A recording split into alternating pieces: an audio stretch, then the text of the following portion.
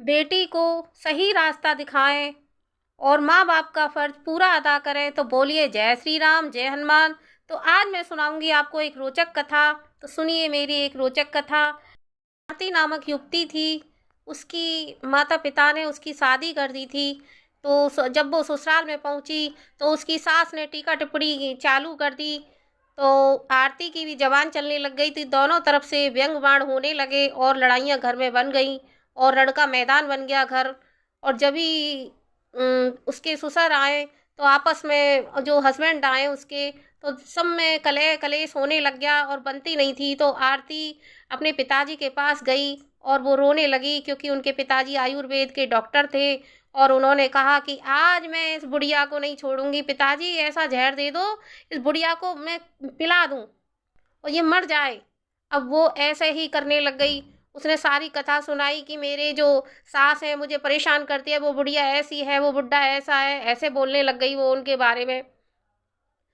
तो उसके पिताजी बोले सर पे हाथ फेरते हुए कि रो मत, अगर मैं जहर देता हूँ तो तेरी सास मर जाएगी और मुझे पुलिस पकड़ ले जाएगी और साथ में बेटा तुझे भी पकड़ ले जाएगी, तेरी ज़िंदगी भी खराब हो जाएगी। तो वो समझाने लग गए। तो उन्होंने एक आइडिया लगाया कि मैं जैसा कहूँ तू वैसे ही करना।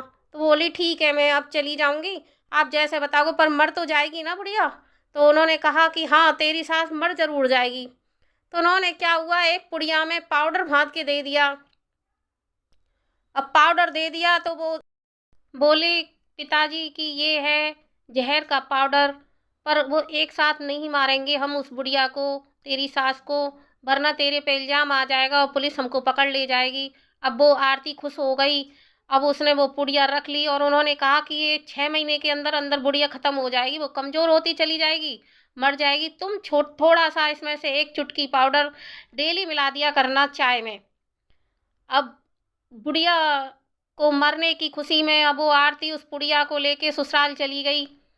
और एक बात और कही थी उनके पिताजी ने कि बुढ़िया चाहे कुछ भी कहे, तुझे खाना बनाना है, सब्जी बनाना है, चाय फाय सब बनाना है, सारा घर का काम करना है, अगर वो बोले तो बिल्कुल जवाब नहीं देना है। तो उन्होंने कहा क्यों? क्योंकि जब वो बुढ़िया मरेगी तो कम से कम तेरी बड़ाई होगी और तेरे पे शक नहीं जाएगा। तो वो खुश हो गई, बुढ़िया को लेके गई, बैग में रख के ले गई। अब ससुराल में उसने क्या हुआ, जाते ही पैर छुए, पैर छू के और क्या कि मैं फिर चाय फाय बना लाई, वो चुपके से उस पुड़िया में से एक चुटकी डाल के और चाय में मिला के दे दी। फिर वो बुढ़िया, उसकी जो सास थी, वो उधर उधर की बातें करने लग गई, उनसे फिर झगड़ा करने लग गई। आरती ने बिल्कुल जवाब नहीं दिया। फिर वो खाना बना लाई। अब डेली यही हो और आरती रोज चाय में और एक चुटकी उसमें से जहर की पुड़िया में से मिला के उसमें डाल दे। अब उसकी सास बोले ये बेचारी तो, सास को लड़ने का मौका ना मिले और वो बार बार ये सोचने लग गई कि मेरी बहू सुबह ही खाना बनाती है, फिर मेरे पैर भी छूती है, रात को पैर भी दबाती है और वो कुछ व्यंग बातें भी करती थी। तो कोई जवाब नहीं आता था। आरती को पता थी कि ये तो मर जाएगी, अब मैं जबान चला के क्या करूँगी। वो चुटकी भर उस पाउडर में से डाल देती थी। तो यही चलता रहा। तो 4 महीने बीत गए तो सास का जो व्यवहार था वो चेंज हो गया और सास बहू की लड़ाई अब गुजरे जमाने की लड़ाई हो गई। अब लड़ाइयाँ ही नहीं होती थी, सब खत्म हो गई। पड़ोस में जो उनकी सास थी आरती की, वो जाकर अब तो वो तारीफों के पुल बांधने लग गई कि मेरी बहू को देखो, पैर दबाती है, रात को मेरे पैर दबाती है, खाना बनाती है, चाय बनाती है। अब वो पुल बांधने लग गई, सब जगह बड़ाई होने लग गई आरती की। अब सास को अपनी बेटी नजर आने लग गई और वो उसको बगैर खवाए और अपने साथ आरती को बिठा के खाना खिलाने लग गई। अब आरती भी खाने लग गई। तो आरती को अब ऐसा लगा माहौल घर का बदल गया, प्रेम हो गया सब में, सब प्रेम से बैठे रहते। अब सब देख के यही अचंभा हो रहा। अब आरती का मन बदल गया, उसको सास में अब माँ नजर आने लग गई। वो रोने लग गई कि ये तो मर जाएगी अब वो आंखों में आंसू आ गए। तो वो जल्दी जल्दी अपने पिताजी के पास गई।